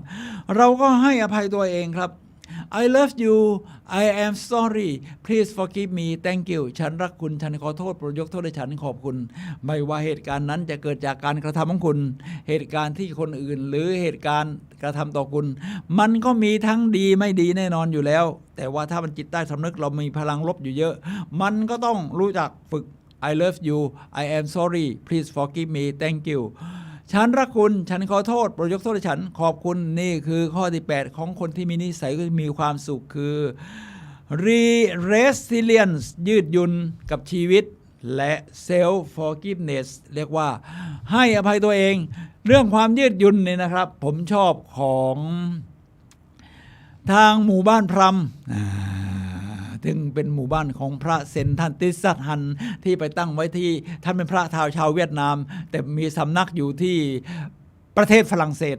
ของที่เมืองไทยก็มีที่ปากช่องเขาจะมีในสัปดาห์เขาจะมีอยู่วันหนึ่งวันเลซี่เดย์ไม่ใช่วันนี้ฉันจะต้องตื่นเท่านี้ฉันจะต้องทำตรงนั้นเท่านั้นในเวลานั้นเวลานี้เลซี่เดย์คือคุณไม่ต้องทำอะไรปล่อยชีวิตไปนึกอยากจะทำก็ทำไม่ต้องบังคับตัวเองไม่นึกอยากจะทำคุณก็นั่งเฉยๆหรือไปหาอะไรกินอร่อยเลซี่เดย์นะครับชีวิตยืดหยุ่นถ้ารู้ฟังข้อที่9ของคนที่มีนิสัยที่มีความสุขที่สุดเลยนะครับโอ้โหข้อนี้สำคัญมาก Surround yourself with a happy people ล้อมรอบตัวเราด้วยคนที่มีความสุขคุณสามารถเลือกได้เนี่ยนะครับโอ้ยคนนั้นหน้าตามันยิ้มแย้มคุณไปอยู่ใกล้ๆเนี่ยเดี๋ยวคุณก็ยิ้มเพราะว่ามันเกิดกฎแห่งการดึงดูดอยู่ใกล้คนแบบไหนคบคนแบบไหนคุณก็จะกลายเป็นคนแบบนั้นอยู่แล้วไอ้คนนี้มันยิ้มแย้มมันต้องมีความสุขนะมันถึงจะยิ้มแย้มได้มันหัวเราะได้มันเล่าเรื่องสนุกต่อยอดพูดกันเนี่ยต่อยอดกันได้ในทางสร้างสรรค์ไม่ต้องนินทาใครแล้วทำตัวคิดว่าตัวเองจะสูงขึ้นมันก็ไม่ได้สูงขึ้นเอาคนนี้ไม่นินทาใครเลยโอ้ยอดเยี่ยมผมมีมิตรแบบนี้นี่หลายคนนะครับไม่ว่าจะเป็นวิทยากรด้วยกันซึ่งผมนั่งรถเนี่ยไปบรรยายกับเขาเนี่ยนั่งไปยาวๆบางทีก็หลายชั่วโมงเลยนะตลอดเวลาที่นั่งรถไม่เห็นเขานินทาใครเลยแสดงว่าคนนี้ต้องมีความสุขสินะครับไม่ต้องดึงคนอื่นให้ต่ำเพื่อตัวเองจะได้ดูสูงขึ้นเราครอบคนแบบนี้ครับ1ไม่นินทาใครแล้วก็2หน้าตาเขายิ้มแย้มพูดจาสร้างสรรค์พูดถึงแต่ว่าฉันจะพัฒนาตรงนี้ฉันจะทำตรงนั้นคนเราเนี่ยมี3ประเภทนะครับท่านผู้ฟังครับ3ดีกรีต่ำสุดคือชอบพูดเรื่องคนอื่นพูดแต่เรื่องคนอื่น2พูดถึงเหตุการณ์แต่คนที่ยอดเยี่ยมที่สุดอันดับ1คือคนที่พูดถึงตัวเองว่าแผนการฉันจะพัฒนาอย่างไรให้เป็นประโยชน์ต่อตัวเองและผู้อื่นนี่คือเราต้องหากัลยาณมิตรดีๆก่อนนะครับที่จะพัฒนาตรงนั้นเนี่ยว่าคนนี้มีความสุขเราใกล้ชิดเขาอ่านหนังสือก็ได้อ่านหนังสือที่ทำให้มันมีความสุขนะเสียงหัวเราะเรียกความโชคดีนี่เป็นหนังสือของชาวญี่ปุ่นนะครับที่เขียนเรื่องเสียงหัวเราะเรียกความโชคดีของเกาหลีก็มีประเภทนี้นะครับโรงเรียนสร้างหัวเราะโยคะหัวเราะถ้าในเมืองไทยผมไม่แน่ใจว่ามีไหมที่อินเดียมีอยู่แล้วครับมีคนก่อตั้งเป็นนายแพทย์เขาโยคะนี่เขาเป็นต้นตำรับอยู่แล้วอินเดียเนี่ยนะครับโยคะนอกจากโยคะยืดเส้นยืดสายทำท่าอาสนะต่างๆก็จะมีเรียกว่าโยคะหัวเราะครับตื่นเช้าขึ้นมารวมตัวกันแล้วก็กูรูของเรานี่ก็นอกจากเป็นหมอแล้วนี่ยังสร้างความสุขเป็นก็เราก็ไปเข้ากลุ่มประเภทนี้จริงไหมครับเดี๋ยวจะพูดพอเอาแค่หัวเราะนี่ก็เป็นอีกหัวข้อหนึ่งในเรื่องของนิสัยที่มีความสุขเนี่ยนะครับล้อมรอบด้วยบุคคลที่ยอดเยี่ยมซื้อหนังสือดีๆมาอ่านอย่างที่ว่าถ้าในยุคนี้ดู YouTube นี่มีทุกประเภทครับไม่ว่าจะทำอะไรแล้วเราจะดูประเภทไหนล่ะก็เรากำลังสร้างนิสัยที่มีความสุขเราก็เลือกเรื่องที่มันมีความสุขสิครับเลือกเรื่องที่มีความสุขถ้าเอาเรื่องน้ำเน่าจิตใจมันก็ยิ่งถอนความสุขออกไปดูชุมชนนี้มันยอดเยี่ยมสร้างสรรค์ดีไปเที่ยวที่นั่นนี่เขามีความสุขนะไม่ใช่มีแต่บ่นเช่นบางคนไปเที่ยวนี่เดินทางครั้งแรกในชีวิตไปต่างประเทศมันยอดเยี่ยมแต่ว่าบางคนบอกว่าเหตุผลที่ฉันไม่มาประเทศนี้เนี่ยฉันมีความเกลียดอยู่7อย่างไม่ต้องไปดู มันเป็นพลังลบฉะนั้นคนประเภทนี้ห่างเอาไว้รวมทั้งถ้าหลีกเลี่ยงไม่ได้จริงๆคนประเภทนี้รักษาระยะห่างไว้ครับคือเจรจากับเขาให้น้อยลงแต่ว่าเราก็ต้องล้อมรอบใช้เวลากับคนที่มีความสุขเราขยายความสุขของเราโดยวิธีนี้ได้ง่ายขึ้นครับข้อที่10 give back ให้คืนชีวิตไม่ได้เอาแต่อย่างเดียวนะครับผู้ให้มีความสุขกว่าผู้รับนะครับให้คืนอาจจะไม่ต้องใช้เงินทองก็ได้แล้วแต่สิ่งทรัพยากรที่คุณมีถ้าคุณมีความรู้ผมเป็นดีเจนี่เนี่ยเขาเรียกว่ามาแบ่งปัน มาให้กัน ผมก็ค้นคว้ามานี่เวลามาบรรยายผมก็เตรียมเรื่องมาอย่างดีและเป็นเรื่องที่ผมอ่านแล้วผมเอาไปลองทำไม่ใช่เอามาตามคำบรรยายอย่างเดียวลองทำใช้ชีวิตตามนี้พอมันได้แล้วก็มาไปแบ่งปันกันในฐานะของดีเจทำนองนี้เป็นต้นครับนี่คือความยอดเยี่ยมนะครับท่านผู้ฟังครับ Give back สู่สังคมให้กำลังใจให้เวลาได้หมดครับมาถึงข้อที่11 creativity ตรงนี้สำคัญครับสมองเราเนี่ยนะครับที่เป็น neocortex ที่ล้อมรอบอยู่เนี่ยทำให้มนุษย์ในครองโลกได้เพราะจินตนาการสร้างสรรค์เวลาจินตนาการสร้างสรรค์สมัยก่อนผมเด็กๆมีข่าวว่าคนจะไปเหยียบดวงจันทร์ผมก็บอกว่ามันเป็นไปไม่ได้เมื่อมีคนพูดว่าอีกไม่เกินกี่ปีไม่รู้เราจะไปเหยียบดวงจันทร์มันเป็นไปไม่ได้มันยังไม่เกิดขึ้นจริงแต่มันจินตนาการครีเอทีฟขึ้นมาก่อนมันสร้างสรรค์ประมาณนั้นนะครับท่านผู้ฟังครับทีนี้มาถึงตอนนี้เราคิดว่ามันดีมันใช้ได้เขาไปเหยียบดวงจันทร์ได้เพราะเขาจินตนาการมาก่อนเราก็สร้างสรรค์ชีวิตของเราได้ครับตอนนี้สถานการณ์โควิดอยู่ในขาลงปีหน้าตอนนี้เราก็เปิดประเทศเปิดเมืองกันแล้วนะครับน้องท่องเที่ยวก็เริ่มเข้ามาเฉพาะวันแรกเนี่ยก็ 3,000 คนตอนนี้ก็เพิ่มขึ้นเรื่อยๆเชียงใหม่เราก็น่าจะมีรายได้จากการท่องเที่ยวเพิ่มขึ้นท่านผู้ฟังครับเราก็ครีเอทีฟพอเดินทางได้ฉันฉีดวัคซีน2 เข็มแล้วที่โรคเขารับรองฉันมีใบรับรองที่ออกจากหมอพร้อมนี่นะเราก็พร้อมที่จะออกเดินทางไปเที่ยวถ้าเรามีแผนเราก็ครีเอทีฟไปก่อนต้องจินตนาการฉันจะไปประเทศนี้อันดับแรกฉันจะไปประเทศนี้อันดับนี้ทีนี้ฉันจะแต่งตัวยังไงฉันก็ครีเอทีฟตอนนี้เสื้อผ้าที่เป็นฤดูร้อนฤดูหนาวมันก็เริ่มขึ้นราคาเพราะมันไปตามฤดูกาลก็ไม่เป็นไรอดใจไว้พอถึงฤดูร้อนเดี๋ยวจะไปซื้อของถูกเราก็จินตนาการวางแผนสร้างสรรค์เอาไว้นี่คือข้อที่11ครับข้อที่12 meditation นั่งสมาธิกับลมหายใจวิปัสสนากายานุปัสสนาปฏิปทาน4นี่แหละครับท่านผู้ฟังครับมาถึงข้อที่13 get enough sleep คุณจะมีความสุขไม่ใช่คุณนอนวันละ4 ชั่วโมง5 ชั่วโมงแล้วจะมีความสุขคุณต้องนอนให้มันพอนะครับให้มันพอมนุษย์ก็ต้องนอน8 ชั่วโมงมีนักธุรกิจคนหนึ่งในอินเดียนอนวันละ 3-4 ชั่วโมงอายุไม่ถึง40 ปีตายเลยนะครับท่านผู้ฟังครับที่เป็นข่าวโด่งดังเลยเขาไม่รู้นะผมคิดว่ามันจะเอาแต่ความสำเร็จที่มันเป็นธุรกิจอย่างเดียวชีวิตมันไม่ใช่แค่นั้นนะครับท่านผู้ฟังครับจึงต้องกลับมาสมดุลชีวิตต้องนอนให้พอนอนให้พอแต่ละคนนอนไม่เท่ากันบางคนบอก7 ชั่วโมงพอแล้วโอเคมันมีพันธุกรรมอยู่ด้วยบางคน8 ชั่วโมงมาตรฐานพอแล้วตื่นขึ้นมาสดชื่นผม8 ชั่วโมงโอเคยอดเยี่ยมบางคน9 ชั่วโมงก็โอเคสำหรับสไตล์ชีวิตของเขาที่เป็นกรรมพันธุ์หรือฝึกมาอย่างนั้นนอนให้พอในลักษณะนั้นให้เท่ากันทุกวันนอนตรงเวลาทุกวันตื่นตรงเวลาทุกวันให้ดี4 ทุ่มนอนก่อน4 ทุ่ม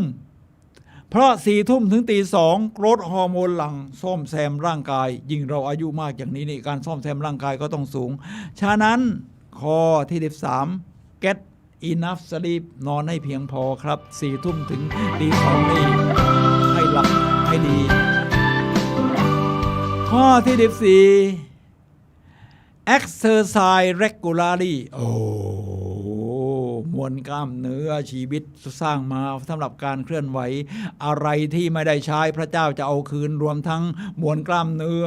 ความแข็งแรงของเราด้วยยิ่งไม่ใช้มันก็จะเหี่ยวหมดพลังคุณก็ต้องสร้างขึ้นมาให้หัวใจเต้นดีคุณก็เดินเร็วหัดเดินเร็วให้ดีก็หัดวิ่งแล้วก็มวลกล้ามเนื้อเป็นสิ่งสำคัญครับร่างกายจะแข็งแรงได้มันก็ต้องผมเพิ่งมายกเวทจริงจังตอนเช้าก็ประมาณสัก10 นาทีไม่เกิน15 นาทีมันก็สามารถสร้างมวลกล้ามเนื้อขึ้นมาได้นี่ดูกล้ามแขนก็เรียกว่า มันก็พอมีบ้างอายุขนาดนี้แล้วปกติตัวก็ค่อนข้างผอมตอนนี้มันก็มีมวลกล้ามเนื้อการมีมวลกล้ามเนื้อมีประโยชน์กับร่างกายมากครับที่ทำให้เราสมดุลชีวิตเดินแล้วไม่ล้มได้ง่ายเสริมสร้างให้กระดูกเนี่ยเราไม่พรุนง่ายทีนี้มาถึงข้อสุดท้ายครับท่านผู้ฟังครับ15 laugh often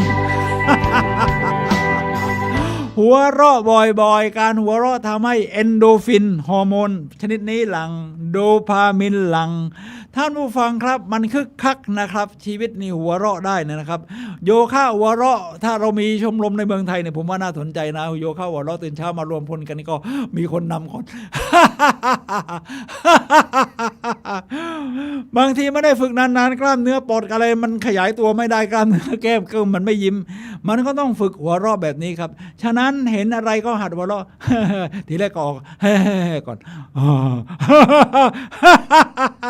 มันก็ค่อยๆมีพลังมากขึ้นมีพลังมากขึ้นมันก็ทำให้เราคึกคักขึ้นนะครับฉะนั้นนี่คือ15ข้อ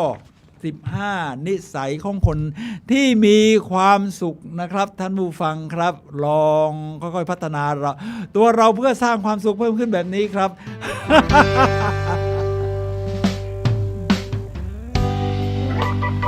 พบกันใหม่วันเสาร์หน้าเวลา 11 โมงถึงเที่ยงนะครับผมสุนัย ละหาวิวัฒน์และรายการพลังแห่งชีวิตขอลาท่านผู้ฟังไว้ก่อนครับ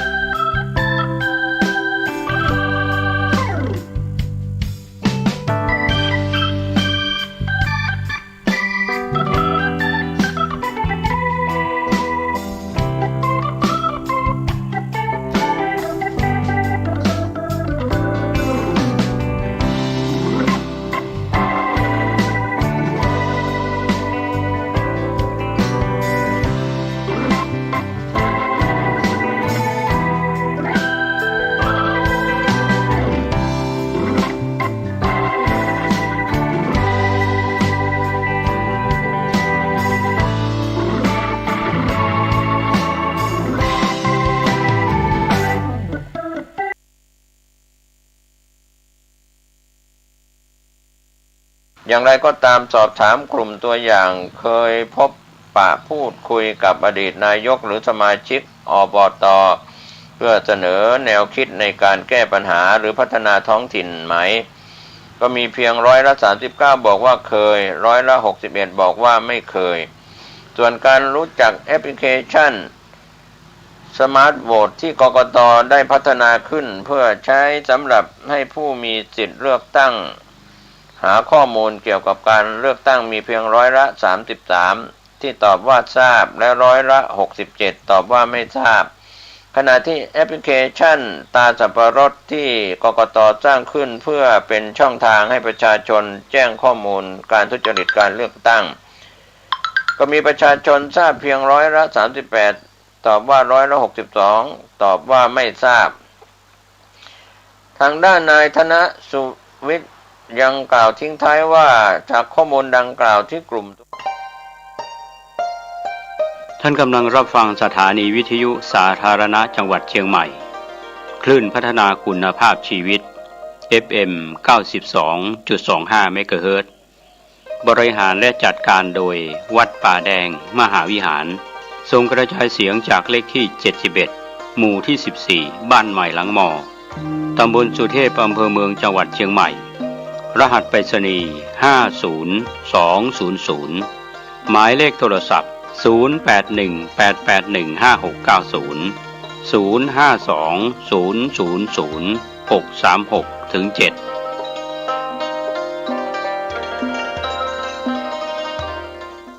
ข่าวสารเพื่อการประชาสัมพันธ์ขอเชิญชวนทำบุญทอดกฐินสามัคคีโดยการนำของรองศาสตราจารย์ธงชัยฟองสมุทรคณบดีคณะวิศวกรรมศาสตร์มหาวิทยาลัยเชียงใหม่มีวัตถุประสงค์เพื่อถวายพระภิกษุสงฆ์ที่จำพรรษาท่วนไตรมาสและเพื่อสนับสนุนโครงการบูรณะบันไดสร้างกำแพงพร้อมรางระบายน้ำผู้มีจิตศรัทธาเชิญร่วมทำบุญสามารถโอนผ่านบัญชีวัดป่าแดงมหาวิหารเลขที่บัญชี 521-077-3159 ธนาคารกรุงไทยสาขาถนนสุเทพติดต่อประสานงานสอบถามได้ที่ 0818815690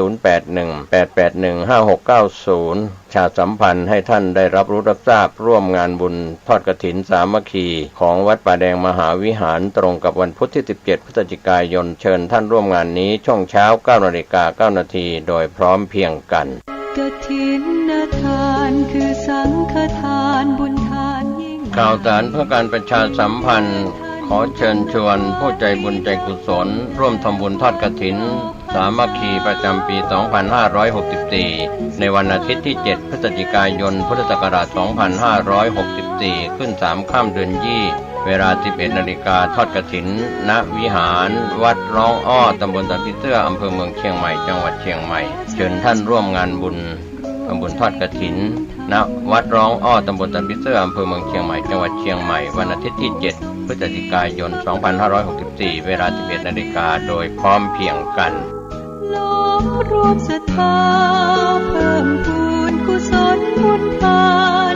ต่อยอดแจ้งข่าวสารเพื่อการประชาสัมพันธ์โครงการต่อเนื่องการก่อสร้างที่พักกายโรงพยาบาลทางเลือกเนื้อที่10 ไร่ที่พักใจสถานที่ปฏิบัติธรรมศึกษาธรรม3 ไร่ใช้กองทุนจากศรัทธาผู้ใจบุญใจกุศลทั้งทางใกล้ทางไกลต่อเนื่องจนกว่าจะแล้วเสร็จท่านที่จะร่วมบุญร่วมกุศลสอบถามรายละเอียดเพิ่มเติมและร่วมทำบุญได้ที่หลวงพ่อพระครูอาทรวิสุทธิคุณ 053-464-154 0819503471 ได้ทุกวันทุกท่านทุกคนวันนี้รายการปกิณกะแห่งธรรมะสัพเพเหระมาพบมาปะกับพ่อแม่พี่น้องญาติโยมอันเป็นที่รักที่นับถือของทุกเจ้าอีกเช่นเคยก็มาปะกันเป็นประจำญาติโยมทุกวันในเวลาเดียวกันนี้และก็ทางสถานีวิทยุแห่งนี้โยมจะได้พบปะเสียงธรรมจากทุกเจ้าวัดหนองทองหางดงจังหวัดเชียงใหม่ตนนี้โยมทั้งหลายต่อนนี้ไปก็ขอตั้งอกตั้งใจไหว้พระสวดมนต์ตามที่เราเคยปฏิบัติมาเอาละถึงเวลาละญาติโยมตั้งอกตั้งใจว่าตัวกันไปเน้ออะระหังสัมมาสัมพุทโธภะคะวาพุทธังภะคะวันตังอะภิวาเทมิกราบพระพุทธสวากขาโตภะคะวะตาธัมโมธัมมังนัมมัสสามิกราบพระธรรมสุปฏิปันโนภะคะวะโตสาวกสังโฆ สังฆังนัมมามิกราบพระสงฆ์ต่อไปกล่าวคำนมัสการว่าพร้อมๆกันนะโมตัสสะภะคะวะโตอะระหะโตสัมมาสัมพุทธัสสะนะโมตัสสะภะคะวะโตอะระหะโตสัมมาสัมพุทธัสสะนะโมตัสสะภะคะวะโตอะระหะโตสัมมาสัมพุทธัสสะพุทธังสรณังคัจฉามิธัมมังสรณังคัจฉามิสังฆังสรณังคัจฉามิทุติยัมปิพุทธังสรณังคัจฉามิ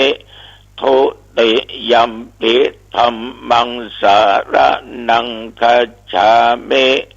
ทุติยัมปิสังฆังสรณังคัจฉามิตติยัมปิพุทธังสรณังคัจฉามิตติยัมปิธัมมังสรณังคัจฉามิตติยัมปิสังฆังสรณังคัจฉามิกรมอุตุประกาศเมื่อตะวันวาและเวลาเดี๋ยวนี้ทางวัดหนองตองบ่มีฝนตก ไม่มีลมแรงก็เรียกว่าปกติทุกอย่างพ่อแม่พี่น้องญาติโยมเมื่อตะวันวานี้ก็ดังได้บอกญาติโยมว่าไปบวชต้นไม้สลี ในตอนเจ้าก็มีคณะศรัทธาญาติโยมพี่น้อยพี่หนานโยมผู้เฒ่าผู้แก่ตึงยิงตึงใจไปร่วมกันก็หลาย10 คนต้นแรกที่กระทำพิธีบวชนั้นก็เรียกว่าคน10 คนในอ้อมประจอดต้นที่2ก็ใหญ่มีต้นใหญ่อยู่3 ต้นคงจะหลายร้อยปีอีก2 ต้นนั้นก็ใหญ่พอประมาณก็คงเป็นร้อยปีขึ้นไปก็ทำเพื่อความสบายจิตสบายใจของญาติของโยมอย่างน้อยก็ป้องกันคนมาทำลายเหมือนในแพะในป่าถนนโอนทางที่เปิ้นปลูกต้นไม้ไว้เอาไว้บังห่มบังเอาไว้อยู่ห่มอยู่เงาโยมทั้งหลายคนบางคนมันก็จะตัดบางคนก็จะเอาไปแปลงนั้นไปแปลงนี้เอาไปเลยแต่ไม้สลีนี้ไปจะมาทำกันที่ไปบวชนั้นก็ถือว่ามันเป็นนามที่ดีเป็นต้นไม้ที่พระพุทธเจ้าเนี่ยได้ปั้มเป่งเปลี่ยนได้คัดบัลลังก์นั่งปั้มเป่งเปลี่ยนอยู่จนได้ตรัสรู้พญาสัพพัญญูเป็นพระพุทธเจ้าญาติโยมต่างก็ดีอกดีใจกันอันนี้ก็สิ่งใดที่เป็นสิ่งดีสิ่งใดที่ทำดีย่อมจะมีความสุขเกิดจากการกระทำในสิ่งที่ดีๆเสร็จเรียบร้อยแล้วอาตมาก็กลับมาวัดมาว่าก็พอดีตะวาเนี่ย คุณแม่ศรีอ่อนพันโชติรสพร้อมกับลูกก็ได้มากระทำบุญคล้ายวันเกิดคนเฮานี่ก็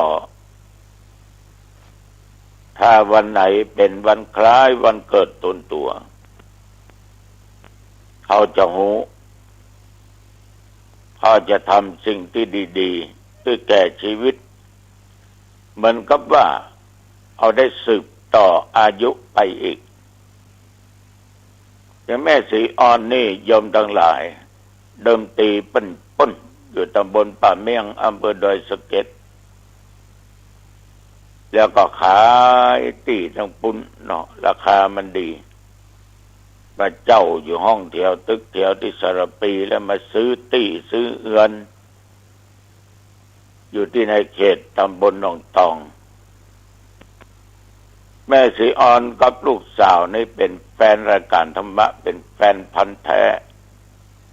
แต่ใจเพียงแต่ทุกเจ้าหนองตองหลายตนหลายองค์ที่เพิ่นฟังแต่ว่านี้เพิ่นมีโอกาสให้หู้ใครหันว่าทุกเจ้าหนองตองมันดำกับมันขาวตุ้ยว่าผอมสูงว่าต่ำไม่เนาะ ก็เลยถือโอกาสมาทำบุญปูชาธรรมการร่วมสร้างสถานที่ศึกษาธรรมปฏิบัติธรรมแล้วก็ทำบุญคล้ายวันเกิดของตนตัวพระเจ้าก็ต้องขออนุโมทนาในน้ำจิตน้ำใจของคุณแม่ศรีอ่อนพันโชติรสถึงวันเนี้ยญาติโยมเราว่าภายในและภายนอกเมื่อถึงวันคล้ายวันเกิดเขาก็จะถือสิ่งที่เป็นบังกระเป็นมงคลเกิดกับแก่ตัวแก่ตนบางคนเปิ้นเข้าไปวัดไปวาไหว้พระนบธรรมสวดโยโกห้องนั่งเจริญสมาธิภาวนาแล้วก็แผ่เมตตาธรรมแก่เจ้ากรรมนายเวรสรรพสัตว์บรรพบุรุษแผ่เมตตาแก่ตัวเองอันนี้ก็มุ่งในสิ่งที่ดีแต่ก็มาแน่นะบางท่านบางคนถึงวันคล้ายวันเกิดตัวมาครบรอบมากว่านัดเปิ้นฝูงละบางทียังมาทันได้อู้เด้อเนี่ยเพราะนั้นเว้นกินที่ไหนดีฮะไปร้านใดอันนี้วันเกิดใช่กะขอแม่นเจอเนอะที่ร้านนั้นเนอะที่เก่าเวลาเดิมเนี่ยแสดงว่าเคยไปมาหลายเทื่อละก็ไปนั่งกินเหล้ากินเบียร์กันเข้าป่าอาหารกันสนุกสนานสังสรรค์เองฮะห้องเพลงขับร้องเต้นลำกันก็มีฤทธิ์แอลกอฮอล์มันส่าไปละดังนั้นญาติโยมทำบุญคล้ายวันเกิดเลี้ยงเปิ้นเลี้ยงฝูงสนุกสนาน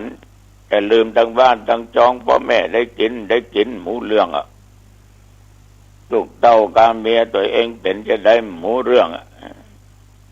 หรือบ้านผัวอยู่ทั้งบ้านลูกอยู่ทั้งบ้านพ่อแม่ทั้งบ้านเมียไปฉลองวันเกิดคนเฮานี่ญาติโยมน้ำเมาเนี่ยมันหดต่อท้วงแล้วเนาะคนแบบปากย่อยนะลองใส่ไป2-3 อึกมันต้องแล้วแล่เหมือนกับนกแก้วกำลังนะกันนะก็อูมึงอูเบาเข้าแหงขึ้นกันเดี๋ยวถูกหูพ่องคัดแย้งกันไปมาฟัดลูกคุยกัน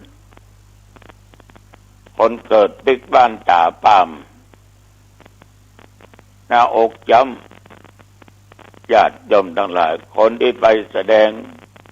ความยินดีวันเกิดเปิ้นก็เจ็บแข้งเจ็บขาตาปามแล้วก็มีบางทีก็ถ ถึงกับต้องหามส่งโรงพยาบาลบางคนก็ถึงกับไปตาย